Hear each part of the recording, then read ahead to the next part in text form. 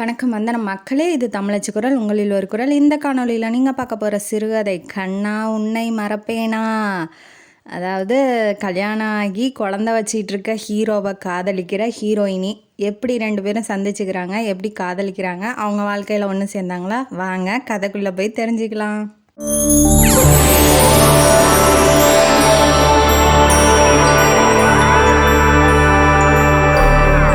இந்த கதையோட ஆரம்பத்தில் ஹீரோவான செந்தில் ரொம்ப டயர்டாக வீட்டுக்கு வந்துக்கிட்டு உட்காந்துக்கிட்டு சோபா மேலே உட்காந்து ரெஸ்ட் எடுத்துகிட்டு இருக்காப்புல. அப்போ வந்து ஹீரோயினியான அரசி என்ன பண்ணுறாங்கன்னா, வீட்டுக்குள்ளே திடீர்னு வந்துட்டு அவங்களுக்கு குழந்த இருக்குது, முகிலன் அவன் பேர், அவனை வந்து தூக்கி வச்சுக்கிட்டு கொஞ்சிட்டு முத்தம் கொடுத்துட்டு இருக்காப்புல. இதை பார்த்த ஹீரோ டென்ஷன் ஆகிட்டு என்ன சொல்கிறாருன்னா, அவனுக்கு வேறு வேலையே இல்லையா, நான் இப்போ தான் வந்து வேலை செஞ்சுட்டு வீட்டுக்கு வந்து டயர்டாக உட்காந்துட்டு இருக்கேன், உடனே வந்து இந்த மாதிரி குழந்தைய தூக்கி வச்சுட்டு கொஞ்சிட்டு இருக்கணுமா, ஏன் இதெல்லாம் அவங்க வீட்டில் தூக்கிட்டு போய் கொஞ்சிட்டு இருக்கக்கூடாதா, அவன் குழந்தைய அவன் கொஞ்சறதுக்கு இவன் ஏன் பொறாம பிடிக்கிறான்னு தெரியல.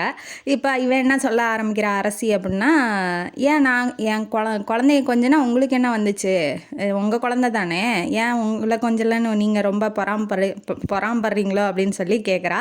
அதை கேட்டோன்னே அவன் டென்ஷன் ஆகிட்டு என்ன கத்துறான்னா, ஆமாம் பெரிய ரதி உலக அழகி, நீ வருவேன் தான் நாங்கள் வெயிட் பண்ணிகிட்ருக்கேன், நீ வந்து என்னை கொஞ்சணும்னு நான் ரொம்ப ஆசைப்பட்றேன், உன் நினப்பு தான் அப்படின்னு சொல்லி கோவப்பட்டோன்னே அவன் என்ன சொல்கிறான்னா, ஐயோ இங்கே பாரு முகிலா, அவங்க அப்பா சரியான சிடுமூஞ்சாக இருக்கார், இவரை கட்டிக்கிட்டு உங்கள் அம்மா எப்படி தான் பிள்ளை உன்னை பெற்று போட்டு போயிட்டாங்க, அதனால தான் சீக்கிரமா அப்படின்னு சொல்லிட்டு அவனை கிண்டல் பண்ணுற மாதிரி சொல்லவும் இவன் டென்ஷன் ஆகி ஜடையை பிடிச்சி இழுத்து என்னங்கிறான், எவ்வளோ தைரியம் தான் நானும் என் பொண்டாட்டியும் வாழ்ந்த வாழ்க்கையே இவ்வளோ கேவலமாக பேசிட்டு போவ அப்படின்னு சொல்லிட்டு இவர் கோவப்பட்டு கத்தும் போது இவன் வந்து டைம் பார்த்து கொஞ்சம் நழுவி போயிடுறா. போனோடனே என்ன சொல்கிறான்னா, இந்த மரக்கடை மாணிக்கம் தெரியும்ல அவங்களுக்கு அப்படின்னு சொல்லி கேட்குறா. அவனை பற்றி இப்போ என்ன பேச்சு, நீ உன் வீட்டுக்கு போன்னு சொன்னேன் அப்படின்னு சொல்கிறான்.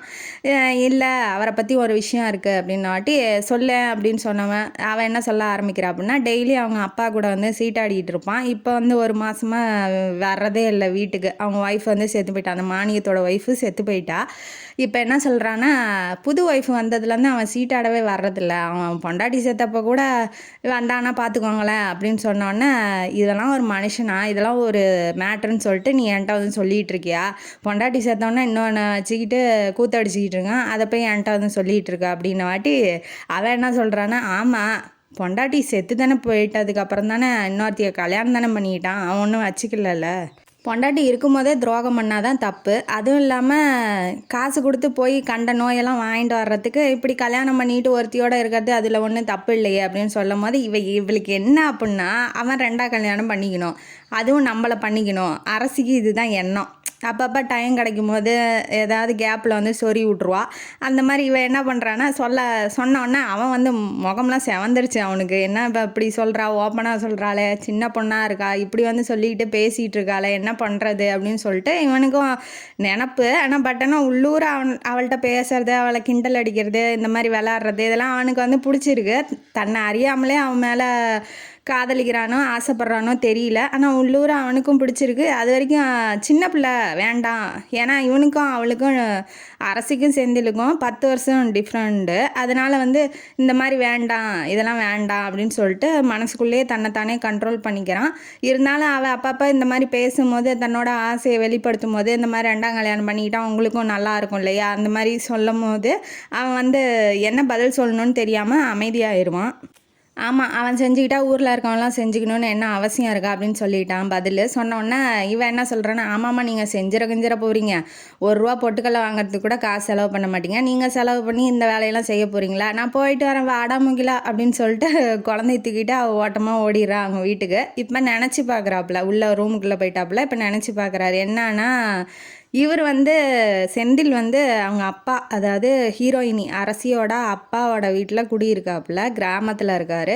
இவர் ஒரு பேங்க் ஆஃபீஸரு. இவர் என்ன பண்ணியிருக்காருன்னா, விஜயா அப்படிங்கிறவங்கள கல்யாணம் பண்ணியிருக்காரு. ரொம்ப நல்லா தான் பார்த்துக்கிட்டாரு. ஒரே வருஷத்தில் ப்ரெக்னென்ட் ஆகிடுறாங்க. குழந்த பிறக்கும் போது என்ன ஆயிடுதுன்னா அவங்களுக்கு ஜன்னி கண்டுறது. அதனால் என்ன பண்ணிட்டாங்க, இறந்து போயிடுறாங்க. குழந்த அம்மாவும் பார்க்க முடியல, அவர் ஒய்ஃப் ஒரே வருஷம்தான் வாழ்ந்திருக்காரு இல்லையா, அதனால் 2 பேருமே தனிமையில் இருக்க மாதிரி ஃபீல் பண்ணுறாங்க. அதெல்லாம் மனசுக்குள்ளே இருக்கும், ஆனால் வெளியில் காமிச்சிக்க மாட்டார். இவங்க இந்த ஊருக்கு அந்த சிட்டிக்குள்ளே இருந்தால் இந்த பேச்செல்லாம் வரும் அப்படின்னு சொல்லிட்டு கிராமத்து பக்கமாக வந்துட்டாங்க. அவங்க அம்மா வந்து கூட இருக்காங்க. அவங்க பேர் மீனாட்சி. அவங்க என்ன பண்ணுறாங்கன்னா, நல்லபடியாக பார்த்துக்கிட்டு பையனையும் அந்த பேர குழந்தையும் நல்லபடியாக பார்த்துக்கிட்டு இருக்காங்க. அவங்க வயசாயிடுச்சு இல்லையா, அதனால் வேலை செய்ய முடியல. அப்பப்போ அவங்களும் சொல்லுவாங்க, 2வது கல்யாணம் பண்ணிக்கோ ஏன்டா அப்படின்னு சொல்லும் போது, இல்லை இல்லை என் ஒய்ஃபை என்னால் மறக்க முடியாது, அதுவும் இல்லாமல் இன்னொருத்தி வந்தால் இந்த குழந்தைய என்ன பாடுபடுத்துவாளோ வேண்டாம் அப்படின்னு ரொம்ப ஸ்ட்ரிக்டாக இருக்காப்புல. இந்த முந்தானை முடிச்சு படம் பார்த்துருக்கீங்களா? அந்த பாக்கியராஜையும் ஊர்வசிக்கு பிடிச்சிருக்கும், பாக்கியராஜ் ஒத்துக்க மாட்டாப்புல. அந்த கதையை மாறி தான், ஆனால் நடுவில் ஒரு கதையை வந்து சொறி வச்சுருக்காங்க, வேறு ஒன்றும் இல்லை. இப்போ என்ன பண்ணியிருக்காங்கன்னா, நினச்சி பார்த்துக்கிட்டே இருக்கான். அவன் வந்த புதுசில் அவளுக்கு அரசிக்கு வந்து 15 வயசு தான். இவனுக்கு வந்து அப்போ தான் ஒய்ஃப் இறந்து 1 வருஷத்துலேயே வந்துட்டான். 26 வயசு, அவனுக்கு 25 வயசில் கல்யாணம் ஆச்சு. 26 வயசில் ஒய்ஃப் தவறிட்டாங்க. இப்போ இவனுக்கு 29 முடிஞ்சு 30 ஆக போகுது. அவளும் 15 வயசாக இருக்கும் போது வந்தான் இல்லையா, அப்பயே வந்து அப்பப்போ வர்றது, சாப்பிட்றது, இந்த மாதிரி கிண்டல் பண்ணுறது, முகிலனை தூக்கி வச்சு கொஞ்சறது, அந்த மாதிரி எல்லாமே பண்ணிகிட்டு இருப்பா. அவள் சின்ன பொண்ணு தானே, அந்த மாதிரி எண்ணம்லாம் அவனுக்கு வந்ததில்லை. அதனால் இப்போ பெருசானதுக்கப்புறம் இந்த மாதிரி இவ சொல்கிறத கேட்டோன்னா, இவன் என்ன இப்படி பேசிகிட்டு இருக்கா அப்படின்னு சொல்லிட்டு கொஞ்சம் அவருக்கு பயமாக தான் இருக்குது. ஏன்னா அவங்க அப்பா, அரசியோட அப்பா பேர் சட்டநாதன். அவர் பேரில் ரொம்ப மரியாதை வச்சுருக்காரு. அவர் அந்த ஊர்லேயே பெரிய மனுஷன். நிறையா சொத்து, ஏக்கரா கணக்கில் சொத்து இருக்குது. 4-5 வீடு இருக்குது சொந்தமாக. அதில் ஒரு வீட்டில் தான் இவர் குடியிருக்காரு, செந்தில். அது இல்லாமல் இவர் பேங்க்காரரு, ரொம்ப நல்லவர். இப்போ கிராமத்துலலாம் பேங்க்காரங்கன்னா அது ஒரு தனி மதிப்பு மரியாதையெல்லாம் வச்சுக்கிட்டு இருப்பாங்க இல்லையா, அந்த மாதிரி இவன் இருக்கிறான். அதுவும் 4 பேர் மதிக்கிறதும் இவர் செந்திலுக்கு வந்து பிடிச்சிருக்கு. நம்ம எதாவது தப்பு பண்ணிட்டா நம்ம பேர் கெட்டுருமோ அப்படிங்கிற மாதிரியே இவரோட தாட்லாம் இருக்குது. அதனால் அவளோட ஆசையெல்லாம் வந்து சொல்லும் போது கூட இவர் கண்ட்ரோல்டாக இருக்காப்புல. ஹீரோயினியோட அம்மா பேர், அதாவது அரசியோட அம்மா பேர் சொர்ணம். அவங்களும் வந்து வந்த புதுசில் அந்த குழந்தைக்கு தேவையானது தண்ணி ஊற்றி விட்றது, இந்த மாதிரி குழந்தைக்கு என்னென்ன செய்யணும் அப்படிங்கிறது எல்லாமே அவங்களே செஞ்சுருவாங்க, ஆரம்பிச்சு விட்றாங்க. அவங்க வீட்லேயே 10-15 பேர் ஆள் வச்சு வேலை செய்கிற அளவுக்கு அவங்க பெரிய குடும்பம். அதாவது வேலைக்காரங்களை வச்சு வேலை செய்கிற அளவுக்கு நல்லபடியாக ஏதாவது வீட்டில் செஞ்சால் எடுத்துகிட்டு வந்து கொடுக்கறது இவங்க வீட்டுக்கு, அப்புறம் ஏதாவது தேவைன்னா பண்ணுறது, அந்த மாதிரி அவங்க அம்மாவும் ரொம்ப ஹெல்ப்ஃபுல்லாக தான் இருந்திருக்காங்க. அதனாலேயே என்னமோ தெரியல, அரசிக்கு வந்து செந்தில் மேலே, அதாவது செந்திலை வந்து பாராட்டி பேசுவார் அவங்க அப்பா சட்டநாதன். ரொம்ப நல்ல பையன், ரொம்ப நல்லவராக இருக்கார், பரவாயில்ல, ஒரு பொண்ணை கூட ஏறெடுத்து பார்க்கல இன்ன வரைக்கும் அப்படின்னு சொல்லிட்டு ரொம்ப பெருமையாக நல்லபடியாக ஜனங்களுக்கெல்லாம் உதவி செய்கிறாரு அப்படின்னு சொல்லும் போது அவளுக்கு கொஞ்சம் கொஞ்சமாக மனசுக்குள்ளே செந்திலை பற்றின நல்ல எண்ணங்கள் அதிகமாகிட்டே இருக்குது. அதுவும் இல்லாமல் அந்த குழந்தைகிட்ட ஏற்பட்ட அட்டாச்னாலையும் அவளுக்கு வந்து செந்திலை ரொம்ப பிடிச்சிருக்கு. ஒரு நாள் என்ன பண்ணுறான், குழந்தைய வச்சுக்கிட்டு வெங்காயத்தை கட் பண்ணிகிட்டு இருக்கும்போது குழந்த ரொம்ப அழுகிறான். அம்மாவுக்கு உடம்பு சரியில்லை, அதனால் இவனே வந்து சமையல் வேலையெல்லாம் பண்ணிகிட்டு இருக்கான். வெங்காய சட்னி அரைச்சி சாப்பிட்ணுன்னு அவனுக்கு ஆசைங்கிறதுனால கட் பண்ணிகிட்டு இருக்கான். அதை வந்து குழந்தை அழுதுகிட்டே இருக்கானா, வாயை மூடுற, அடி வாங்க போகிறேன்னு சொல்லி கத்திக்கிட்டு பேசிகிட்டு இருக்கான். அதை கேட்ட அரசி என்ன பண்ணுறா, வீட்டுக்குள்ளே வந்துட்டு குழந்தைய தூக்கி முகிலனை தூக்கி வச்சுக்கிறான். எதுக்கு அப்படி குழந்தைய வந்து திட்டிகிட்டு இருக்கிறீங்க, அவங்களால வேலை செய்ய முடியலன்னா என்ன கூப்பிட்ருக்க வேண்டியதானே, இல்லை எங்கள் வீட்டில் யாரையாவது வேலைக்காரங்களை அனுப்பிச்சி விட்ருப்போம்ல, ஏன் அப்படி பண்ணுறீங்க அப்படிங்கும்போது, ஆமாம் எல்லாத்துக்கும் உன்னையே கூப்பிடுவாங்களா அப்படின்னு சொல்லி அவன் சொல்கிறான்.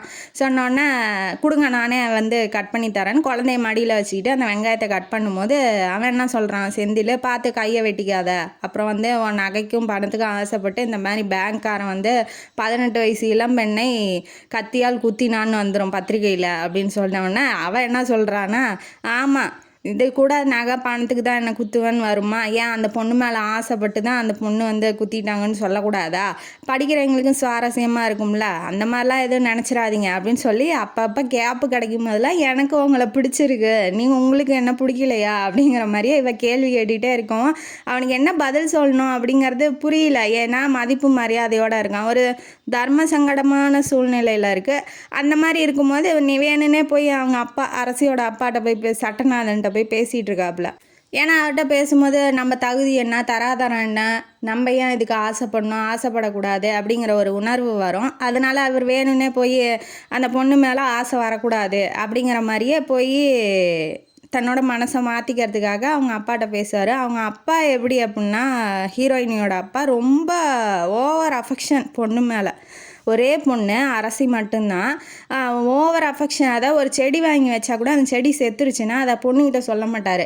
இவராக வேறு செடியை வாங்கிட்டு வந்து வச்சுட்டு அது பூ பூக்கும் போது தான் தெரியும் அவளுக்கு இது நம்ம வாங்கிட்டு வந்த செடி இல்லையே அப்படின்னு சொல்லிட்டு கேட்கும்போது கூட அவர் என்ன சொல்லுவார், இல்லைம்மா மாற்றி கொடுத்துருப்பாங்க கடைக்காரன் அப்படிங்கிற மாதிரி சொல்லியிருப்பார். அந்த மாதிரி டைப்பு பொண்ணு எதுக்குமே வந்து கவலைப்படக்கூடாது, பொண்ணு எதுக்குமே கஷ்டப்படக்கூடாதுன்னு நினைக்கிற டைப்பு. அந்த மாதிரி ஒரு பொண்ணை ஒரு கல்யாணம் ஆகி குழந்த இருக்கவனுக்கு கல்யாணம் பண்ணி கொடுப்பாங்களா அப்படிங்கிறது தான் இப்போ இங்கே முக்கியமான பிரச்சனையாக இருக்குது. ஏன்னா இவன் காதலிக்கலாம், இவனுக்கு எந்த கெட்ட பழக்கமும் இல்லை, இருந்தாலும் அவங்க அம்மா அப்பா ஒத்துக்குவாங்களா, இந்த பொண்ணை நமக்கு தருவாங்களா அப்படிங்கிற ஒரு கேள்விக்குறியாக இருக்காப்புல நம்ம ஹீரோ. இப்போ என்ன பண்ணுறாங்க, இந்த மாதிரி பொண்ணு அடிக்கடி அங்கே போகிறா, காலேஜுக்கு போயிட்டு வந்தோன்னா உடனே போயிடுவா, முகிலனை தூக்கி வச்சு கொஞ்சுவா, அவனுக்கு என்ன தேவையோ சாப்பாடு ஊட்டி விட்றது எல்லாமே பண்ணுவா. இந்த மாதிரி அடிக்கடி போகிறத பார்த்துட்டு சொர்ணத்துக்கு வந்து டவுட் ஆயிடுச்சு. ஹீரோயினியோட அம்மாவுக்கு ஏன் இவன் இப்படி பண்ணுறா அப்படிங்கிற மாதிரி டவுட் ஆனோன்னா இவங்களுக்கு தெரியும் இல்லையா, அப்போ போகும்போதே பொண்ணை வந்து கண்ட்ரோல் பண்ணியிருக்கணும், போக விட்டுட்டாங்க. இப்போ விட்டதுக்கப்புறம் பிடிக்க முடியாது இல்லையா, அதனால் இவங்க கண்ட்ரோல் பண்ணால் கூட போகாமல் அவனுக்கு வேறு வேலை இல்லைன்னு சொல்லிட்டு இவ பாட்டுக்கு போக ஆரம்பிக்கும் போது இவளுக்கு டவுட் ஆயிடுது. அதனால் என்ன பண்ணுறான்னா சட்டநாதன்ட்ட, அதாவது அப்பா ஹீரோயினியோட அப்பாட்ட சொல்கிறாங்க. என்ன சொல்கிறாங்கன்னா, கல்யாண வயசாகிடுச்சு, கல்யாணம் பண்ணி வச்சிடலாம் அப்படிங்கிற மாதிரி சொல்ல ஆரம்பிக்கிறாங்க. இவ இப்போ தான் காலேஜ் படித்து முடிக்க போகிறா. இப்படி சொன்னோன்னா அவருக்கு என்னன்னா, இல்லை இன்னொரு டிகிரி பண்ணிட்டோம், இப்போ என்ன அவசரம், சின்ன பொண்ணாக தானே இருக்கா அப்படின்னு சொல்லவும், இல்லை இந்த மாதிரி தான் அவங்க தங்கச்சியும் பண்ணிட்டு ஓடிட்டா, நம்ம மான மரியாதையெல்லாம் போயிடுச்சு, இந்த மாதிரி இவளும் பண்ணிடக்கூடாது, நம்ம எப்படியாவது வந்து நல்லபடியாக கல்யாணம் பண்ணி வச்சிடணும் அப்படிங்கிற மாதிரி இவங்க சொல்லவும், இப்போ சட்டநாதனோட தங்கச்சியோட கதை வருது. அந்த அது ஹீரோயினியோட அத்தை கதை வருது.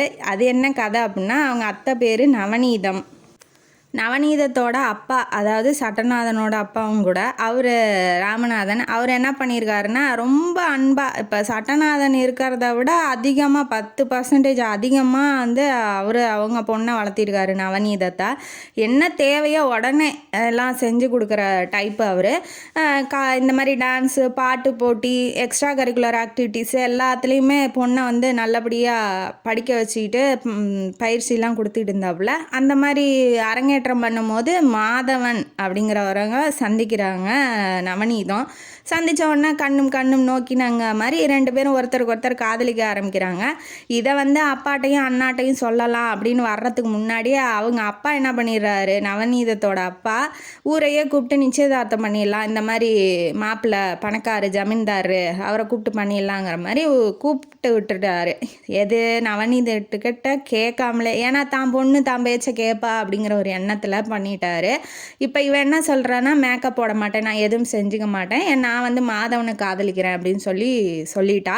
நீங்கள் என்கிட்ட சொல்லணும்ல, சொல்கிறதுக்கு முன்னாடியே நீங்கள் ஏன் எல்லாத்தையும் கூப்பிட்டு வச்சிங்க அப்படின்னு சொன்னோன்னே அவங்க அப்பாவுக்கு தூக்கி வாரி போட்டுருது. அதாவது தான் பொண்ணு எல்லாமே நம்மளை கேட்டு செய்கிறவ, இதை ஏன் செய்யலை, இதை ஏன் சொல்லலை நம்மக்கிட்ட, இத்தனை வருஷம் நல்லபடியாக பார்த்து வளர்த்த நம்ப வேணாம், மாதவன் தான் வேணுங்கிறா அப்படிங்கிற மாதிரி அவருக்கு ஒரு தாட் ப்ராசஸ் போயிடுச்சு. அதனால் என்ன பண்ணுறாருன்னா, சரி நீ வந்து என்னமோ கல்யாணம் பண்ணுவியோ என்ன பண்ணுவியோ எனக்கு தெரியாது, கல்யாணம் பண்ணிக்கிட்டு அப்படியே போயிரு, நீ செத்தா நான் வரமாட்டேன், நான் செத்தா நீ வராத அப்படிங்கிற மாதிரி ஒரு கண்டிஷனை போட்டு மாதவனோட கல்யாணம் பண்ணி வச்சிட்றாரு. ஏன் அப்படின்னா, ஊர் கூப்பிட்டு வச்சு இப்போ அவமானப்பட்டுட்டார் இல்லையா, அந்த அவமானத்தை எப்படி ஜீரணிக்க முடியும் அவரால், அவர் ஒரு பெரிய மனுஷன். நீ அவன் வேணுங்கிற, சரி ஓகே இத்தனை வருஷம் வளர்த்து வாரம் பண்ணி வேணுங்கிறதையும் பண்ணி வைக்கிறேன், ஆனால் நீ வந்து நான் செத்தா நீ வராத, நீ செத்தா நான் வராத, இந்த கல்யாணத்தோட அவ்வளோதான் அப்படிங்கிற மாதிரி சொல்லிட்டாரு. சொன்னது மட்டும் இல்லாமல் வாழ்க்கை ஃபுல்லாக அதையே மெயின்டைன் பண்ணியிருக்காரு. அந்த நவநீதத்துக்கு என்ன கொடுமையோ என்னவோ தெரியல, 3 வருஷத்தில் அவன் வீட்டுக்காரன் செத்து போயிட்டான். குழந்தை குட்டி எதுவுமே இல்லை அவளுக்கு. அவளும் உடம்பு சரியாமல் கிடந்து அவன் செத்து ஒரு 10 வருஷத்துக்கு அப்புறம் அவளும் செத்து போயிட்டாங்கிற ஒரு நியூஸ் வருது அவங்க அப்பாவுக்கு. அவர் என்ன பண்ணுறாரு, அப்போ கூட போய் பார்க்கல, ஒரு ஹோட்டலில் தங்கி ஹாஸ்பிட்டல் செலவு, அவளை தூக்கி, அதாவது இலவு வைப்பாங்க இல்லையா செத்து போனவங்களுக்கு, அந்த மாதிரி ஏற்பட்ட செலவெல்லாம் செக்கு போட்டு எழுதி கொடுத்துட்டு இவர் பாட்டுக்கு வந்துட்டார். கடைசி வரைக்கும் சாவரம் மட்டும் அவங்க பிள்ளைய பார்க்கவே இல்லை. அந்த பிள்ளைய அவளை பாசம் கொட்டி வளர்த்து என்ன புண்ணியம், கடைசியில் சாகும்போது கூட பார்க்கலங்கிறாங்க. இப்போ வீட்டுக்கு வந்துட்டார். இவரும் துக்கம் தாழாமல் என்ன தான் இருந்தாலும் பொண்ணு வளர்த்தோம் இல்லையா, அந்த துக்கத்துலேயே அவரும் ஒரே மாதத்தில் சட்டநாதனோட அப்பாவும் போயிட்டார். இப்போ இந்த நிலமை வந்து நம்ம சட்டநாதனுக்கும் வரக்கூடாது அப்படிங்கிற எண்ணம் வந்து சொர்ணத்துக்கு ரொம்ப இருக்குது. ஏன்னா பொண்ணை ரொம்ப அளவுக்கு மீறி வளர்த்து அவள் இப்போ நம்ம பேச்சை கேட்கலங்கும் போது இப்போ அவங்க மாமனாருக்கு ஏற்பட்ட நிலமை தானே புருஷனுக்கும் ஏற்படும். அதனால் வந்து இதை இப்படியே கட் பண்ணி இப்படியே கல்யாணம் பண்ணி வச்சிடணும் அப்படிங்கிற ஒரு எண்ணத்தில் வந்து இவ எப்படியாவது கல்யாணம் பண்ணணும் அப்படிங்கிற ஒரு முயற்சியில் ஈடுபட்டு அவள் புருஷனை எப்படியோ சம்மதிக்க வச்சு இப்போ அந்த ஊர்லேயே பொண்ணு பார்க்குற புரோக்கர் மாதிரி இருப்பாங்க இல்லையா, அந்த காலத்தில் ஒரு டீச்சர் இருந்திருக்கான். அவன் பேர் வந்து பெருமாள் சாமி. அவனை கூப்பிட்டு இந்த மாதிரி ஜாதகம் அரசிக்கு வந்து நல்ல மாப்பிள்ளையாக பார்த்துக்கிட்டு வாங்க அப்படின்னு சொல்லி சொல்கிறா. இந்த பெருமாள் சாமி இருக்கான் இல்லையா, அவன் எப்படி அப்படின்னா ரொம்ப பணத்தாசை பிடிச்சவன். அவன் பொண்டாட்டி காளியம்மா வந்து அதுக்கு மேலே பணத்தாசை பிடிச்சவ. 2 பேரும் பணத்துலேயே வந்து குறியாக இருப்பாங்க. அதனால தான் டீச்சர் எல்லாங்கிற சம்பளம் பார்த்தாதுன்னு இந்த மாதிரி வேலையெல்லாம் பண்ணிகிட்டு இருக்கான். இப்போ அவன் பொண்டாட்டி என்ன சொல்கிறான்னா, எப்படியாவது வந்து இந்த கல்யாணத்து மூலமா நல்ல பணம் சம்பாதிக்கணும், பணம் முதலைங்களாம் இருக்குதுங்க அதுங்க. இப்போ அதுக்காக என்ன ஐடியா போடுறா அப்படின்னா, அவங்க பொண்டாட்டி பெருமாள் சாமியோட பொண்டாட்டி என்ன ஐடியா போடுறான்னா, இவளும் பணக்காரியோட பொண்ணை தான் வந்து தன்னோட அக்காவோட பையனுக்கு கொடுக்கணும் அப்படின்னு ஒரு முடிவோட அக்கா சொன்னதா இவ புருஷங்கிட்ட சொல்கிறா. அதாவது இப்போ காளியம்மா இருக்கா இல்லையா, அவளோட அக்கா வந்து பெங்களூரில் இருக்கா. அவளுக்கு ஒரு பையன் இருக்கான். அந்த பையனுக்கு இப்போ அரசியை கல்யாணம் பண்ணி கொடுக்கணும் அப்படிங்கிற மாதிரி நினச்சிட்டு இருக்கா. அவங்களும் ஓரளவுக்கு பணக்காரங்க தான். ஏன் அப்படின்னா அந்த பெங்களூர்காரி இருக்கா இல்லையா, அவள் பேர் சவுந்தரம். அவள் பேர். அவள் பையன் பேர் வந்து செல்வம். அவனுக்கு தான் இப்போ வந்து அரசியை கல்யாணம் பண்ணி கொடுத்துடலாம் அப்படிங்கிற மாதிரி ஒரு முடிவில் இருக்காங்க. ஏன் அப்படின்னா அவன் கல்யாணம் பண்ணி அவனுக்கு செல்வத்துக்கு கல்யாணம் பண்ணி குழந்த பிறந்தாதான் அவங்களோட சொத்தெல்லாம் கிடைக்கும் அப்படிங்கிற மாதிரி அந்த அக்காக்காரி இருக்கா இல்லையா சவுந்தரம், அவளோட மாமனார் வந்து உயில் எழுதி வச்சுட்டு செத்து போயிட்டான். அதனால் என்ன பண்ணுறாங்கன்னா இப்போ அரசியை கல்யாணம் பண்ணி வைக்கணும் அப்படிங்கிற மாதிரி இருக்காங்க.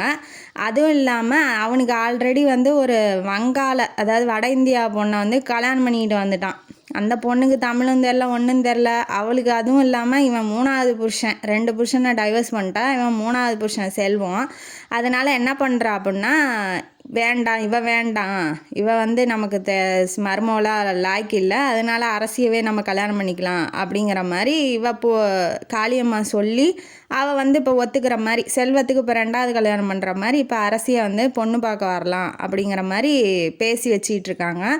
அதுக்குள்ளே வந்து செந்தில்கிட்ட வந்து என்ன சொல்கிறாங்க அவங்க அம்மானா, இந்த மாதிரி வந்து கல்யாணம்னு அவள் ரூமுக்குள்ளே போய் அழுதுகிட்டு இருக்கா. அது இப்போ வந்து சட்டநாதன் பெங்களூருக்கு போயிருக்காப்புல, அவங்க குடும்பம் எப்படி அப்படிங்கிறத பார்த்து பேசுறதுக்காக பெருமாள் சாமியும் காளியம்மாவும் இப்போ கூட்டிகிட்டு போகிறாங்க அவங்க அக்கா வீட்டுக்கு. இப்போ சட்டநாதன் வீட்டில் இல்லை. அவங்க சொர்ணம் வந்து என்ன சொல்லிட்டாங்க, மாப்பிள்ளை பார்த்துருக்கோம் அப்படின்னு சொன்னோன்னா இவர் ரூமுக்குள்ளே போய் படுத்திக்கிட்டா அழுக போயிட்டா. அடுத்தது இப்போ வந்துட்டாங்க. செந்தில்கிட்ட வந்து சொல்லிகிட்டு இருக்காங்க, இந்த மாதிரி உங்களை தான் கல்யாணம் பண்ணிக்குவேன்னு சொல்லிகிட்டு இருக்கா, என்ன தம்பி இப்படி நடக்குது அப்படிங்கிற மாதிரி பேசிகிட்டு இருக்காங்க. ஏன்னா அவங்க பொண்ணை நம்புகிறாங்களோ இல்லையோ செந்திலை ரொம்ப நம்புகிறாங்க. ஏன்னா நல்ல பையன், அந்த மாதிரி எதுவுமே செய்ய மாட்டான் அப்படிங்கிற ஒரு நம்பிக்கை ஓவராக வச்சுக்கிட்டு இருக்காங்க. அதை போய் நம்ம ஏன் கெடுப்பானே அப்படிங்கிற மாதிரி இவன் நினைக்கிறான் செந்தில். ஏன்னா இப்போ இவனுக்கும் உள்ளூர் ஆசை இருக்குது அரசியை கல்யாணம் பண்ணிக்கணும்னு. ஆனால் அவங்க அம்மாவே வந்து சொல்லும் போது நம்ம எந்த இதுவும் ஈடுபடக்கூடாது அப்படின்னு நினச்சிட்டு இருக்கான். காதலெல்லாம் போய் சொல்லிக்கிட்டு நம்மளுக்கு கல்யாணம் பண்ணி வைங்கன்னு சொல்லக்கூடாதுன்னு நினைக்கிறான். ஏன்னா அவங்க அத்தையை பற்றியும் சொல்லியிருப்பான், அரசியோட அத்தை அப்படி ஓடி போயிட்டா அப்படிங்கிற மாதிரியும் சொல்லியிருப்பாங்க. இருந்தாலும் அவளுக்கு பிடிக்கலங்கும் போது ஏன் வலுக்கட்டாயமாக பண்ணுறீங்க அப்படின்னு சொல்ல தோணுது. ஆனால் அவனுக்கு அதாவது அவனோட மதிப்பு மரியாதை வச்சுருக்காங்க. ஒரு நம்பிக்கை ஒருத்தர் மேலே வச்சா அந்த அவநம்பிக்கை பண்ணக்கூடாதுன்னு சொல்லுவாங்க இல்லையா, அந்த மாதிரி அவன் மேலே வச்சுருக்க நம்பிக்கை அவனை தடுக்குது. சரி வேண்டான்னே சொல்லிகிட்டு இருக்கான். ஏன் நம்ம ஒரு குழந்தை வச்சுருக்க என்னையே அவங்க கல்யாணம் பண்ணிக்கிட்டு கஷ்டப்படணும், நல்லா ஃப்ரெஷ்ஷாக ஒரு மாப்பிள்ளையை பிடிச்சி கல்யாணம் பண்ணி நல்லா இருக்கட்டும் அப்படின்னு அவனும் நினைக்கிறான். இப்போ என்ன பண்ணுறான், கூட்டிகிட்டு மேலே போய் பாருங்க தம்பின்னு சொல்லிட்டு மாடியில் போய் இப்போ பார்க்கறதுக்காக குழந்தைய தூக்கிட்டு போகிறான். ஏன்னா அவள் குழந்தையினால தான் கதவை திறப்பா, இல்லைன்னா திறக்க மாட்டான்னு அவனுக்கு தெரியும். அதனால் முகிலனையும் தூக்கிட்டு போயிட்டு இங்கே பாரு அரசியும் பாரு, கதவை தரா பாரு, அவன் அரசின்னு கத்தி அழுதிட்டு இருக்கான், தர அப்படின்ன வாட்டி இவ உடனே படான்னு திறந்து குழந்தைய வாங்கிக்கிறா. வாடா கண்ணா அப்படின்னு சொல்லி ஹக் பண்ணி கிஸ் பண்ணுறா. அந்த மாதிரி அவள் பாசமாக பார்த்துக்கிறத பார்த்தோன்னா அவனுக்கும் கஷ்டமாக தான் இருக்குது. இப்போ இவ போயிட்டா நம்ம குழந்தைய பார்த்துக்க ஆள் இல்லையே, நம்ம மேலேயும் இவ்வளோ அன்பாக இருக்காளே, இவ இந்த அளவுக்கு அழுதுகிட்டு இருக்கா, நம்ம ஏன் விடணும் அப்படிங்கிற ஒரு எண்ணமும் இருக்குது. இவன் என்னத்த போய் சொல்கிறது, வாயத்தானு சொன்னால் தானே ஏதாவது செய்ய முடியும். அது எதுவும் சொல்லாமல் இவன் பாட்டுக்கு அம்மானி மாதிரி அப்படியே நின்றுட்டு அம்மிஞ்சி மாதிரி நின்றுட்டு இருக்கான். அதுக்கு அடுத்தது அவள் வந்து என்ன பண்ணுறான்னா, என்ன என்ன வேணும் உங்களுக்கு அப்படிங்கும்போது, ஏன் நீ என்னை கல்யாணம் பண்ணிக்க மாட்டேன்னு சொன்னியா, மாப்பிள்ளை பார்த்துருக்கிறதா, ஏன் என்னாச்சு, என்னை மறந்துடு, நான் வந்து கல்யாணம் ஆகி ஒரு குழந்தை வச்சிட்ருக்கேன், உனக்கு என்ன பைத்தியம் பிடிச்சிச்சா, இதெல்லாம் அஃபெக்ஷன்மா, சும்மா வயசுக்கு வர்றது அப்படின்னு சொல்லி, அந்தந்த வயசுக்கு ஒரு அஃபெக்ஷன் வரும் இல்லையா, அந்த மாதிரி உனக்கு வந்திருக்குமா அப்படிங்கும்போது, இந்த கதையெல்லாம் என்கிட்ட விடாதீங்க, அஃபெக்ஷன் விஷயம்லாம் எனக்கு தெரியும், எனக்கு வயசாயிருச்சு, எனக்கும் வந்து பிடிச்சது தான் நான் பண்ண முடியும், நீங்கள் உங்களுக்கும் உள்ளூரை பிடிச்சிருக்கு, ஆனால் பிடிக்கிறதுன்னு சொல்கிறதுக்கும் உங்களுக்கு தைரியம் இல்லை, கோலையாக இருக்கிறீங்க, அதே மாதிரியே நானும் இருக்கணும்னு என்ன அவசியம் இருக்குது, எனக்கு பிடிச்சிருக்குங்கிறத நான் தைரியமாக சொல்கிறேன். இப்போ உங்கள் அப்பா வந்து கேட்டால் நீ என்ன செய்வ, உங்கள் அப்பா ஏதாவது சொல்ல மாட்டாரா அப்படிங்கும்போது, எங்கள் அப்பா வந்து ஏதாவது எங்கள் அப்பாட்ட சொல்லிக்க எனக்கு தெரியும், நீங்கள் முதல்ல சொல்லுங்கள் பிடிச்சிருக்கா பிடிக்கலையான்னு கேட்கும் போது அவனுக்கு என்ன பதில் சொல்லணுன்னு ஒன்றும் புரியல. ஏன்னா இவ்வளோ தைரியசாலியாக இருக்கா, இவ்வளோ ஓப்பனாக பேசுகிறாளே, இப்போ நம்மளால் பேச முடியலையே அப்படிங்கிற மாதிரியே அவன் நினச்சிட்டு அவன் கீழே இறங்கி போயிடுறான். இதுக்கு மேலே என்னத்தை போய் பேசுறது, அவன் ஒன்றும் பேசலை. கீழே வந்தோன்னே என்னப்பா சொன்னான் அப்படிங்கும்போது, அதெல்லாம் ஒன்றும் இல்லைம்மா, அவள் சரியாக போயிடுவா, மாப்பிள்ளை கூட்டிகிட்டு வந்து காமிங்க, அவள் வந்து நல்லபடியாக கட்டிக்குவா அப்படின்னு சொல்லிட்டு போய் நான் வேறு வழி எதாவது சொல்லி ஏதாவது வம்பு வந்துருச்சுன்னா என்ன பண்ணுறதுன்னு தான் இவன் கிளம்பி போயிட்டான். பத்தாவதுக்கு அவன் என்ன பண்ணியிருப்பானா, ஹக் பண்ணி கிஸ்ஸெல்லாம் வேறு கொடுத்துருப்பா, நீ என்னை விட்டு எங்கேயும் போகக்கூடாது, உன்னை யாருக்கு கல்யாணம் 2ஆம் கல்யாணம்லாம் யோசிக்காத, நீ உயிரோட இருக்க வரைக்கும் நீ எனக்கு தான், நான் உனக்கு தான் அப்படின்னு சொல்லி ஹக் பண்ணி கிஸ் வேறு கொடுத்துருப்பா. அதெல்லாம் வந்து அவன் கீழே சொல்ல முடியுமா அந்த அம்மாட்ட? அவன் என்ன நினப்பா, அவள் இவ்வளோ மலை மாதிரி நம்பிகிட்டு இருக்கா செந்தில, இப்போ இந்த மாதிரி உங்கள் பொண்ணு பண்ணுதுன்னா அவன் வந்து என்ன நினப்பா, இவன் தான் பண்ணியிருக்கான்னு நினப்பா. ஏன் வம்பா அவனுக்கு? அதுவும் இல்லாமல் 2ஆவது கல்யாணம்லாம் பண்ணணுன்னு நீங்கள் கனவுல கூட நினைக்காத, அதெல்லாம் நடக்கவே விட மாட்டேன் நான் உயிரோடு இருக்க வரைக்கும். நீ என்னை வேற ஒருத்தன்ட்ட கல்யாணம் பண்ணி கொடுக்கலான்னு நினைக்கிற பற்றியா, அதெல்லாம் மாற்றிடு, ஏன்னா அதெல்லாம் நடக்க போகிறதே கிடையாது. அவளை உறுதியாக சொல்கிறா, அவ்வளோ கான்ஃபிடென்ஸாக சொல்கிறா, அது எதை வச்சு சொல்கிறாளோ தெரியல, அவளுக்கு பிடிச்சிருக்குங்கிறத உறுதியாக நல்லா ஆழமாக சொல்லும் போது அவன் என்ன பதில் சொல்ல முடியும், ஒன்றும் சொல்லாமல் அவன் கீழே இறங்கி இந்த மாதிரி அவங்க அம்மாட்ட சொல்லிட்டு கிளம்பி போயிடுறான். போனவுடனே வீட்டில் போய் யோசிச்சு பார்க்குறான், எப்படி அப்படின்னா, இவன் ஒரு ஃபங்க்ஷன் மாதிரி வீட்டில் வச்சுருப்பான், பழசு நடந்தது ஃபங்க்ஷன் மாதிரி வச்சுருப்பான். இவன் ஆஃபீஸ்லேயே கம்ப்யூட்டர் ஒர்க் பண்ணுற கனகவள்ளி அப்படிங்கிறவ ரொம்ப அட்டாச்சாக, இவன் நல்லவனாக இருக்கான், நல்லா ஹேண்ட்ஸமாக இருக்கான், நல்லா டிப்டாப்பாக இருக்கான், இவனை வந்து நம்ம கல்யாணம் பண்ணிக்கிட்டா என்ன அப்படிங்கிற மாதிரி எப்போ பாரு வளைஞ்சிக்கிட்டே இருப்பாள். பத்தாவதுக்கு குமாஸ்தா ஒருத்தர் இருப்பார், அவர் 3 பொண்ணு வச்சுருக்காரு, அதில் ஏதாவது ஒன்று பார்த்து கல்யாணம் பண்ணி வச்சிடலாம் இவனுக்கு அப்படிங்கிற மாதிரி இவன்ட்டு அப்ரோச் பண்ணிக்கிட்டே இருப்பாங்க. ஆனால் அதெல்லாம் அவன் அதிகமாக கண்டுக்க மாட்டான். இப்போ ஃபங்க்ஷனில் அவள் வந்தோடனே என்ன பண்ணுறான்னா, குழந்தைய தூக்கலான்னு போகிறா. கனகவள்ளி அவளோட பார்ட்டை வந்து சிறப்பாக செய்யணும் இல்லையா, அதனால் என்ன பண்ணுறா, குழந்தை கொடுங்க நான் வச்சிக்கிட்டு இருக்காங்கும் போது, நான் ஏன் கொடுக்கணும், யார் நம்ம அரசி, நான் ஏன் கொடுக்கணும், நீ வடித்த ஜொல்லு தான் இப்போ ஊடு பூரா கிடக்க, அதை துடைக்கிறதுக்கே எனக்கு சரியாக போயிடும், உனக்கு என்ன ஜொல்லு அவர் மேலே அப்படிங்கிற மாதிரி இவள் பொண்டாட்டி மாதிரி உரிமையாக எடுத்து பேசுகிறா. அவள் என்ன சொல்லணுன்னே தெரியல அவளுக்கு. இல்லைம்மா சும்மாதாம்மா குழந்தைய பார்க்கலான்னு தாம்மா கேட்டேன், அதெல்லாம் நீங்கள் ஒன்றும் கவலைப்பட வேணாம், முகிலன் அழுவானா, இல்லைன்னா நானே வச்சுக்கிறேன் அப்படின்னு சொல்லிட்டா. இப்போ சரி மாமியாரையாவது போய் கரெக்ட் பண்ணலாம், வருங்கால மாமியாரன்னு சொல்லிட்டு உள்ளே போகிறா. அவங்க பஜ்ஜி போட வாழைக்காய் சீவிட்டு இருக்காங்க. கொடுங்கம்மா நான் சீவுறாங்கும் போது, இங்கே எதுக்கு நீ வந்த, உடனே வந்துட்டா. இந்த பூனை கருவாடு வாடை கண்ட மாதிரி இவன் உடனே உள்ளே வந்துட்டா.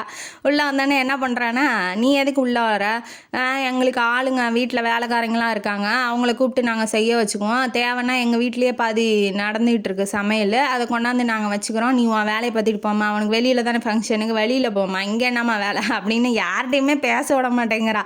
அவங்க அம்மா வந்து, அதாவது செந்திலோட அம்மா மீனாட்சி வந்து இதெல்லாம் பார்த்துட்டு, என்ன இவ எப்படி பேசுகிறா, பொண்டாட்டி மாதிரி உரிமை எடுத்துகிட்டு பேசுகிறா, இவளுக்கு என்ன பைத்தியம் பிடிச்சிருச்சு அப்படின்னு சொல்லி அப்போ எதுவும் பேசலை. அந்த பொண்ணு அவளை தான், அந்த கனகவள்ளி வந்து அப்படியே கலந்துக்கிட்டா. வேறு வழி, இவன் தான் யார்கிட்டையுமே பேச விட மாட்டேங்கிறாளே. அப்புறம் ஃபங்க்ஷன்லாம் முடிஞ்சோடனே பையன்கிட்ட சொல்கிறாங்க, இந்த மாதிரிடா டே, கல்யாணம் 2ஆம் கல்யாணம் பண்ணினா நீ அவளை தான், உன்னை தொலைச்சி கட்டிடுவா அரசி, ஒழுங்காக வந்து காதலிக்கிறியான்னு அவளை, இல்லை உங்கள் 2 பேத்துக்குள்ளே ஏதாவது ஓடுதா அப்படின்னு சொல்லி கேட்கோன்னே அவனுக்கு சிரிப்பாக அடக்க முடியல. பாதகத்தி செஞ்சாலும் செஞ்சிருவா, நம்மளை கொலைகளை பண்ணாலும் பண்ணிடுவா, இல்லை அந்த பொண்ணை கொன்னாலும் கொண்டுருவா. நமக்கு ஏன்டா அம்பு, இவன் ஏன் இப்படி நடந்துக்கிறான், அந்த அளவுக்கு அன்பாக இருக்காளா அவ அப்படிங்க. ஒரு அவனும் ஒரு ஆண் மகன் தனியாக இருக்கான், இந்த அளவுக்கு அன்பாக இருக்கும் போது அஃபெக்ஷனாக இருக்கும்போது இல்லை இல்லை நீ பண்ணாத, நீ வெறுப்பை காட்டு, நீ ஓடி போயிரு அப்படின்னு நான் சொல்ல முடியாது இல்லையா. அவனுக்கும் உள்ளூராக பிடிச்சிருக்கு தான் அவளை. ஆனால் அவன் வந்து நம்மளை மதிக்கிறாங்க, நம்ம மேலே மரியாதை வச்சுருக்காங்க, அந்த மரியாதையை நமக்கு எடுத்துக்கூடாது அப்படிங்கிற ஒரு ஃப்ளோலையே போகிறானே ஒழிஞ்சு அரசியோட மனசு என்ன, அவளோட அன்பு என்ன அப்படிங்கிறத புரிஞ்சிக்கவே மாட்டேங்கிறான். புரிஞ்சுக்கிட்டாலும் புரிஞ்சிக்காத மாதிரி நடந்துக்கிறான். அவன்கிட்ட போய் என்னத்தை போய் பேசுறது, இதெல்லாம் நினச்சி பார்த்துட்டு அப்படியே படுத்துக்கிறான். மறுநாள் வந்து நம்ம சட்டநாதன் வராப்புல வந்துட்டு இந்த மாதிரி பொண்ணு பார்க்க வராங்க, அரசியை கொஞ்சம் வாங்க கூட வந்து எதாவது ஹெல்ப் பண்ணுங்க, இல்லை எப்படி உங்கள் அபிப்பிராயம் ஏதாவது சொல்லுங்கள் அப்படின்னு சொல்லி கூப்பிட்டுட்டு போகிறாரு. சரி கண்டிப்பாக வரேங்கன்னு சொல்லிட்டு இவனும் வரான்.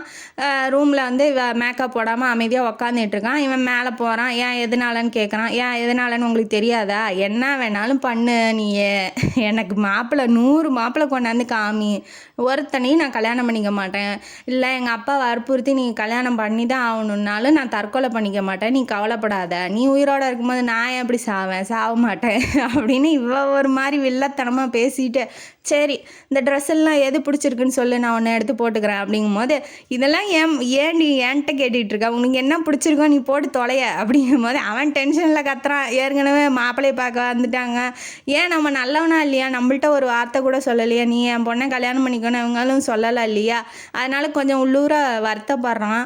சட்டநாதன் வந்து வந்துட்டாப்புல, என்னம்மா இன்னும் கிளம்பலையாம்மா அப்படின்னு சொல்லி கேட்கும்போது, இல்லைப்பா இந்த ட்ரெஸ்ஸில் எது நல்லா இருக்குன்னு இவர்கிட்ட கேட்டுக்கிட்டு இருந்தேன் அப்படின்னாட்டி அவனுக்கு குப்புன்னு வேத்துருச்சு. என்ன இவ எப்படி சொல்கிறா அப்படின்னாட்டி, இதெல்லாமா அவர்கிட்ட கேட்ப குழந்த மாதிரி, இப்போ எது வேணுமா போட்டுக்கோ அப்படின்னு கீழே கூட்டிகிட்டு வந்துடுறாரு. யார் செந்தில்கிட்ட எதுவும் சொல்லலை, அவன் பொண்டாட்டிகிட்ட போய் சொல்கிறாரு சட்டநாதன் சொர்ணத்துக்கிட்ட, என்னாடி இவ குழந்த மாதிரி அவர்கிட்ட போய் கேட்குறா எந்த ட்ரெஸ்ஸை போடணுன்னு அப்படின்ன வாட்டி, ஏண்டி அவளுக்கு இன்னும் குழந்த தாண்டி அவளை போய் இப்போ கல்யாணம் பண்ணுங்கிற, எனக்கு என்னமோ அந்த கல்யாணம்லாம் பிடிக்கல சொர்ணம் அப்படிங்கும் போது அவளுக்கு பயம். அத்தைக்காரி மாதிரி இவ ஓடிட்டானா என்ன பண்ணுறது, புருஷன் போயிடுவானே அப்படிங்கிற மாதிரி இவங்க பயப்படுறாங்க. அதெல்லாம் ஒன்றும் இல்லைங்க, அதில் சும்மா அப்போ கல்யாணம் ஆனால் சரியாக போயிருங்கன்னு ஏதோ சமாளித்து விட்றா. இப்போ சொர்ணம் எல்லாம் ரெடி பண்ணி வச்சிட்டா இல்லையா, பெருமாள் சாமி, அவன் பொண்டாட்டி காளியம்மா, அவன் அந்த சவுந்தரம், அந்த பொம்பளை இருக்கா இல்லையா பெங்களூர்காரி, அவள் பையன் செல்வம், அவன் கூட ஒரு டாக்டர் ஃப்ரெண்டு ஒருத்தன் வந்திருக்கான், அவங்க ஃபேமிலி டாக்டரோட ஃப்ரெண்டு ஒருத்தன் வந்திருக்கான். அவன் எல்லாம் வந்து சவுந்தரத்தோட புருஷன் பேர் வேதாச்சலம், அவன் எல்லாரும் வந்து ஹாலில் உட்காந்துட்டு இருக்காங்க.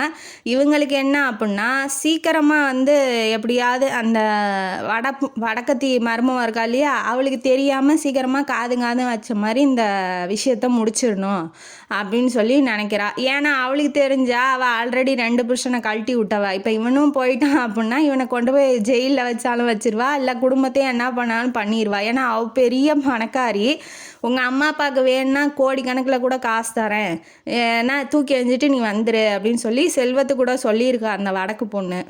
ஆனால் இந்த காசு தத்திரம் பிடிச்சதுங்க, யாருக்கிட்டையும் சொத்து போகக்கூடாது, நம்மள்ட்ட தான் இருக்கணும் அப்படிங்கிறதுக்காக அந்த சொத்தெல்லாம் அவளுக்கு போயிடும், அந்த வடக்கு பொண்ணுக்கு போயிடும் அப்படிங்கிறதுனால இந்த பொண்ணை கல்யாணம் பண்ணி வச்சு அந்த சொத்தெல்லாம் நம்ம கையில் வச்சுக்கணும் அப்படிங்கிறதுக்காக இந்த பிளானை போட்டுக்கிட்டு இப்போ வந்து உக்காந்துட்டு இருக்கா. சரி அப்படின்னு இப்பயே வந்து நிச்சயம் பண்ணிடலாம் அப்படிங்கிற மாதிரி ஒரு முடிவோடு வந்திருக்காங்க. ஆனால் இதெல்லாம் வந்து சட்டநாதனுக்கு தெரியாது. பொண்ணை கூப்பிட்டோன்னே பார்த்து மாப்பிள்ளை அதாம்மான்னு சொன்னோன்னே, எவனாக இருந்தால் எனக்கு என்ன, நான் செந்தில் தான் பார்ப்பேங்கிற மாதிரி அவனையே பார்த்துக்கிட்டு இருக்கா. இதை பார்த்து அவன் ஃப்ரெண்டு, மாப்பிள்ளை செல்வத்தோட ஃப்ரெண்டு என்ன பண்ணுறான்னா, இவளை அப்படியே திங்கிற மாதிரி பார்த்துக்கிட்டு இருக்கான். இதை பார்த்து செந்திலுக்கு டென்ஷன் ஆயிடுச்சு, இவன் இப்படி பார்க்குறான் அவளை அப்படிங்கிற மாதிரி. என்னதான் இருந்தாலும் லவ் பண்ணுறான் இல்லையா, பொறாமல் பொங்கிட்டு வருது, என்ன பண்ணுறது, ஒன்றும் செய்ய முடியல.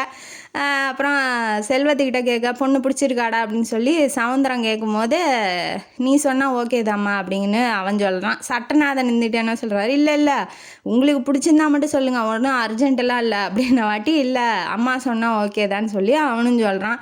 ஆமாம் இவ சும்மா இல்லாமல் அரசி என்ன சொல்கிறான்னா, ஆமாம் ஆம்பளைங்களுக்கு இன்றைக்கி பிடிக்கலனா நாளைக்கு இன்னொரு கல்யாணம் கூட பண்ணிக்கலாம், பொம்பளைங்களுக்கு அப்படியா, நாங்களாம் வாழ்க்கை ஃபுல்லாக மனசில் நினச்சவொன்னே கல்யாணம் பண்ணிக்கிறது வாழ்கிறது தான், ஒரு தடவை கழுத்தை நீட்டிட்டா அவ்வளோதான், திரும்ப வந்து இன்னொரு கல்யாணம்லாம் நினச்சி கூட பார்க்க முடியாது அப்படிங்கிற மாதிரி சத்தமாக சொன்னோன்னே செந்திலுக்கு சுருக்குன்னு ஏறுது. ஏன்னா அவனை புரிஞ்சுக்கணுங்கிறதுக்காக அவள் சொல்கிறா. அதனால் இவன் எதுவுமே பேசல, அமைதியாக உக்காந்துட்டான். இவன் இந்த வாய் அடிக்கிறா அப்படிங்கிற மாதிரி நினச்சிக்கிட்டாங்க அந்த பெங்களூரு குரூப் எல்லாம். பொண்ணெல்லாம் பிடிச்சிருக்கு, நம்ம இங்கே எங்கேயாவது பழனி திருப்பதின்னு பார்த்து ஒரு கல்யாணத்தை பண்ணி கல்யாணம் பண்ணிடலாம், அதுக்கப்புறம் பூவை எடுத்துகிட்டு வந்து வைக்கிறாங்க. இவன் சட்டநாதனுக்கு ஒரு ஷாக் ஆயிடுச்சு. ஏன்னா நிச்சயம்னா இவங்க பெரிய குடும்பம், பெரிய ஜமீன்தார் மாதிரி இருக்காங்க, ஏக்கரா கணக்கில் நிலம் இருக்குது. நிச்சயம் பொண்ணோட நிச்சயத்தை எதுக்கு இவ்வளோ சிம்பிளாக பண்ணணும்? அவங்க நினைக்கிறாங்க கிராண்டாக பண்ணலாம், நிறைய பேர்த்த கூப்பிட்டு சாப்பாடு போட்டு 1000 கணக்கில் சாப்பாடு போட்டு நல்லபடியாக பண்ணலாம், ஏன் இவ்வளோ சிம்பிளாக பண்ணணும்னு என்ன அவசியம் இருக்குது? அப்படிங்கும்போது எங்களுக்கு பிடிச்சிருக்கு, நாங்கள் வந்து பூ வச்சு இப்போயே நிச்சயத்தை முடிச்சுக்கிறோம், நீங்கள் என்ன பண்ணுமோ கல்யாணத்தில் பண்ணிக்கோங்க அப்படிங்கிற மாதிரி அவள் சொல்கிறா. இவளுக்கு என்ன சொர்ணத்துக்குன்னா, அதாவது ஹீரோயினியோட அம்மாவுக்கு என்னன்னா எப்படியாவது கல்யாணம் நடந்தால் போதும், ஏன்னா அவன் வந்து காதலிக்கிச்சு ஓடிட்டானா என்ன பண்ணுறது அப்படிங்கிற மாதிரியே இவளுக்கு தாட்ஸ் இருக்குது. சரி ஓகே பரவாயில்ல, எதை பிடிச்சிருக்குங்கிறாங்கல்ல விடுங்க அப்படிங்கிற மாதிரி சொன்னோன்னே, உனக்கு எந்த தான் எல்லாம் தான் விடுங்கம்பா, உனக்கு தேவை கல்யாணம் அப்படின்னு சொல்லி மனசில் நினச்சிக்கிறா அரசி. எதுவும் பேசலை. இப்போ எந்திரிச்சு கிளம்ப போகிறாங்க, டேட்லாம் குறிச்சிட்டு நாங்கள் வந்து சொல்கிறோங்க அப்படிங்கிற மாதிரி இப்போ கிளம்ப போகிறாங்க. சட்டநாதனும் சொர்ணமும் வழி அனுப்ப போயிட்டாங்களா. இப்போ செந்தில் மட்டும் தனியாக இருக்கான், போய் ஹக் பண்ணிக்கிறான். யார் செந்தில் போய் ஹக் பண்ணிவிட்டு, இதெல்லாம் உனக்கே ஓவராக இல்லையா, உனக்கு தான் என்னை பிடிக்கும்னு சொல்லு, எங்கள் அப்பாட்ட கேளு, எங்கள் அப்பா ஒன்றும் சொல்ல மாட்டார், நீ பயந்துக்காத, இல்லை நான் சொல்லிட்டா உனக்கு பயமாக இருந்தால் சொல்லு, நானாவது சொல்கிறேன் அப்படிங்கும்போது, இந்த மாதிரிலாம் பண்ணாத, உனக்கு பூ வச்சு நிச்சயம் பண்ணிட்டாங்க. ஆமாம், உங்கள் அம்மா கூட தான் எனக்கு 1000 வாட்டி பூ வச்சுருக்காங்க, உங்கள் வீட்டுக்கு கூட தான் எத்தனையோ வாட்டி வந்திருக்கேன், அதுக்கு நிச்சயம் ஆனதா நீ தான் என் மாப்பிள்ளைன்னு நான் சொல்லிடுறவா அப்படின்னு சொன்னோன்னா, இந்த மாதிரிலாம் பேசாதம்மா அப்படின்னு சொல்லி அவன் சொல்கிறான். அவனுக்கு என்ன பண்ணுவான், அவன் எதுவும் பண்ணுறதுக்கு இல்லை, தர்ம சங்கடமான சூழ்நிலையில் இருக்கான். இவளோட காதலையும் போகக்கூடாது, அவங்க அம்மா அப்பாவோட மரியாதையும் மதிப்பும் இடக்கூடாது அப்படிங்கிற மாதிரியே 2 ஊஞ்சலில் ஆடிக்கிட்டு இருக்கான். என்னை மறந்துடு, அமைதியாக பாரு, அந்த பெங்களூருக்காரங்க ரொம்ப நல்லவங்களாக இருக்காங்க, அவங்களே கல்யாணம், அந்த பையன் கூட நல்லவனாக இருக்கான், கல்யாணம் பண்ணிக்கோ, நல்லபடியாக வாழுங்கும் போது அப்படியே திருப்புறா. அவனை திருப்பி சட்டப்பட்டனை பிச்சு எடுத்தோடனே, நீ நினைக்கிறதெல்லாம் நடக்காது ராஜா, அதெல்லாம் நடக்கவே நடக்காது, நீ கவலையே படாத, நான் உனக்கு தான், நீ எனக்கு தான், அதனால் வந்து எந்த ப்ராப்ளமும் வராது, நான் பார்த்துக்கிறேன் விடு, உனக்கு சொல்கிறது கஷ்டமாக இருந்தால் நான் சொல்லி எப்போ கல்யாணம் பண்ணுமோ நான் பண்ணிக்கிறேன், ஸ்ட்ரெயிட்டாக கல்யாணம் ஆகும்போது என்ன பண்ணுவேன், கட்டின சேலையோட உன் வீட்டில் வந்து உக்காந்துட்டு நீ தான் மாப்பிள்ளைன்னு சொல்ல போகிறேன், அப்போ என்ன பண்ணுவியோ பண்ணு அப்படின்னு சொல்லிட்டு இவ பாட்டுக்கு தைரியமாக போகிறா. இவனுக்கா கை காலெலாம் நடுக்கில் எடுத்துக்கிச்சு. ஐயோ என்னாடி இப்படி சொல்கிறா, பட்டன் எதுக்கு பிக்கிறா அப்படின்னு சொல்லி கேட்கும் போது அவன் என்ன சொல்கிறான்னா, உன்கிட்ட தான் பேச முடியல, அந்த பட்டன்ட்டையாவது நான் பேசி தொலைகிறேன், அப்புறம் கல்யாணம் ஆனதுக்கப்புறம் வந்து உன் சட்டையில் நானே பட்டன் தைச்சி விடுறேன், சரியா வரட்டா மாமா அப்படின்னு சொல்லிட்டு இவ பாட்டுக்கு மேலே போகிறா. அவனுக்கு என்ன பண்ணுன்னு ஒன்றும் புரியல, இவ அன்பை ஏற்றுக்கிறதா இல்லை வேணாங்கிறதா, இவ ஏன் இவ்வளோ அடமண்ட்டாக இருக்கா அப்படிங்கிற மாதிரி அவன் ரொம்ப வெக்ஸ் ஆகிட்டான். தனிமையாக இருக்கான் அவன். ஒரு பொண்ணு இந்த அளவுக்கு அன்பு காமிக்கிறான், நம்ம ஏன் விடணும் அப்படிங்கிற மாதிரி நினச்சிட்டு இருக்கான். 3 நாள் 4 நாள் ஆகுது, ரொம்ப வெக்ஸ் ஆகி போய் எதுவுமே பேச மாட்டேங்கிறான், ஷேவ் கூட பண்ண மாட்டேங்கிறான், நல்லபடியாக ட்ரெஸ் போட மாட்டேங்கிறான், அந்த அவள் பிச்சுட்டு போன அந்த சட்டையவே 4 நாளாக பேங்க்குக்கு போட்டு போகிறான். என்னன்னு ஒன்றும் புரியல அவனுக்கு வந்து போயிடுவாளோ அப்படிங்கிறதுலே தாட்டிலே இருக்கான். வீட்டு பக்கம் 4 நாளாக வரல, குழந்த வேற ரொம்ப அழுது அரசின்னு அழுது ரொம்ப வந்து அவனுக்கும் உடம்பு சரியாமல் ஆயிடுச்சு. குழந்தைக்காவது நம்ம அவளை வந்து எப்படியாவது அவளை எங்கேயும் போக விடக்கூடாது, என்ன பண்ணுறது அப்படிங்கிற மாதிரியே நினச்சிக்கிட்டு பேங்க்கில் உட்காந்துட்டு இருக்கான். அந்த ஜொல்லு பாட்டி இருக்கா இல்லையா ஆஃபீஸில், கனகவல்லி, அவன் வந்து வரா. என்னாச்சு சார், போட்ட ட்ரெஸ்ஸையே போட்டு வரீங்க, 4 நாளாக ஷேவ் கூட பண்ணல, ஏன் நீட்டாக இருப்பீங்க, என்னாச்சு, உங்கள் அரசி ஏதாவது சொல்லிட்டாளா, அவங்க 2 பேத்துக்குள்ளே சண்டையா அப்படிங்கும் போது, அட நீ வேற ஏமா, அவளுக்கு மாப்பிள்ளை பார்த்துருக்காங்க, பெங்களூர்லேருந்து வந்திருக்காங்க, ஆனால் அவள் என்ன தான் விரும்புகிறேன்னு சொல்கிறா, எனக்கு என்ன பண்ணுன்னே ஒன்றும் புரியல, அவன் பேர் கூட செல்வம் அப்படின்னு சொன்னோடனே, செல்வமா பெங்களூரா, அவங்க அம்மா அப்பா பேர் என்னங்கும் போது சவுந்தரம் வேதாச்சலம்னு சொல்லும் போது, சார் அவங்களுக்கு கல்யாணம் ஆயிடுச்சு சார், அவங்க பொண்டாட்டி பேர் பிரேமா, அவன் என் ஃப்ரெண்டு சார் அப்படின்ன வாட்டி, உனக்கு எப்படிமா தெரியும் அப்படின்னு சொன்ன வாட்டி தான் இது சரியான ஃப்ராடு கும்பல் அப்படிங்கிறது செந்திலுக்கு தெரிய வருது. என்ன அப்படின்னா, இதுங்க வந்து ஆல்ரெடி அந்த வடக்கு பொண்ணை கல்யாணம் பண்ணி வச்சுருக்குங்கள, அந்த பொண்ணோட ஃப்ரெண்டு தான் நம்ம கனகவள்ளி. எப்படிம்மா உனக்கு தெரியுங்கும் போது, நான் இப்போ பெங்களூர்லேருந்து தான் சார் ட்ரான்ஸ்ஃபர் ஆகி இங்கே வந்திருக்கேன் அப்படிங்கிற மாதிரி சொன்னோன்னே, இல்லை எனக்கு என்னமோ நம்பிக்கை இல்லைன்னா இருங்க நானே ஃபோன் பண்ணி தரேன்னு சொல்லிட்டா. அவள் அங்கே போட்டு கொடுத்துட்டா அந்த வடக்கு பொண்ணுக்கிட்ட. இந்த மாதிரி உன் புருஷனுக்கு 2ஆம் கல்யாணம் பண்ணி வைக்க போகிறாங்களா, உன் 3வது புருஷனுக்கு கழட்டிட்டு போகிறான், என்னடி பண்ண போகிறா அப்படிங்கிற வாட்டி, ஐயோ அவள்கிட்ட எத்தனையோ வாட்டி சொல்லிட்டேன்டி, பணம் வேணா நான் கூட தரேன் அப்படின்னு சொல்லிட்டு என் புருஷனை என்கிட்ட வந்து பிரிச்சிருவாங்களோ அப்படின்னு சொல்லி பயப்படுறா. சரின்னு ஒரு செந்தில் வந்து பிளான் போடுறான். சரி நீங்கள் அமைதியாக இருங்க, நம்ம வந்து அவங்க வீட்டிலேயே போய் பிடிச்சிடலாம் அவங்க எல்லாத்தையும் அப்படிங்கிற மாதிரி ஒரு பிளான் போட்டு அவங்க பிரேமா வந்து அவங்க வீட்டுக்கு வர சொல்லிட்டான். இவங்க எல்லாம் குடும்பத்தோடு இப்போ கிளம்பி அந்த பெங்களூருக்கு போகிற மாதிரி ஒரு பிளான் போடுறான் செந்தில்.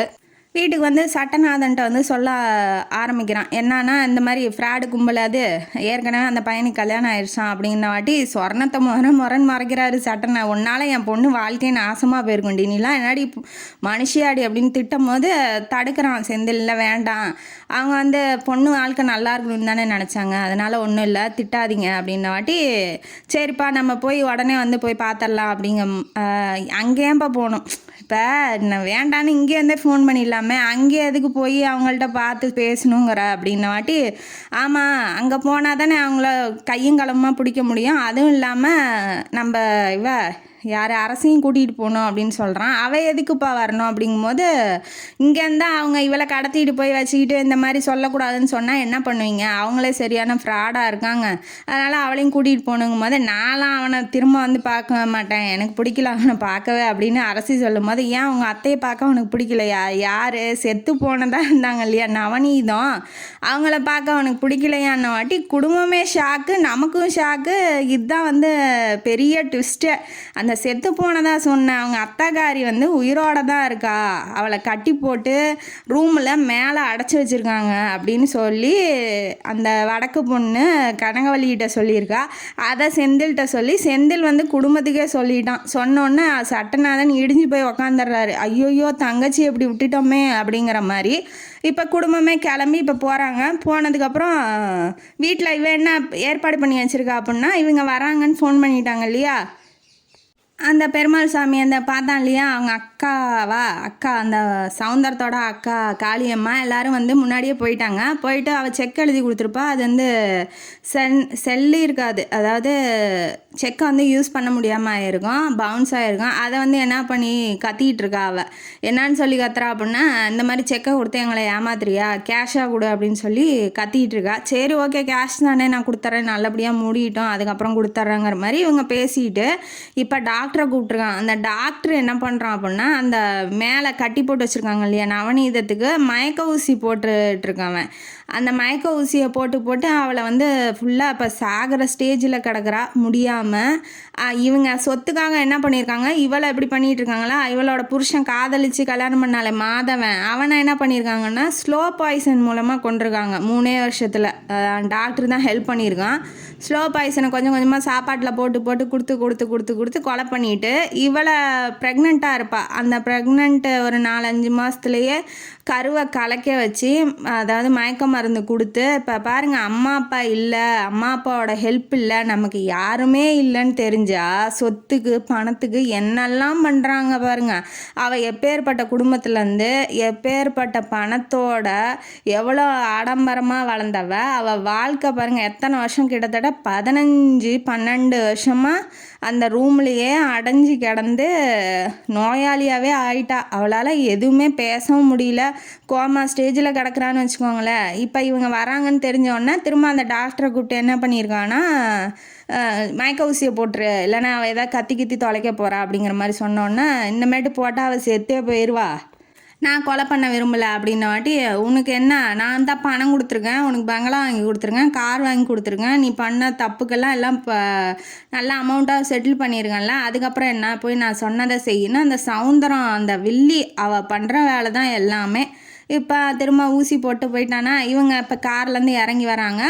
கிட்டத்தட்ட 20-30 பேர் கூட வராங்க.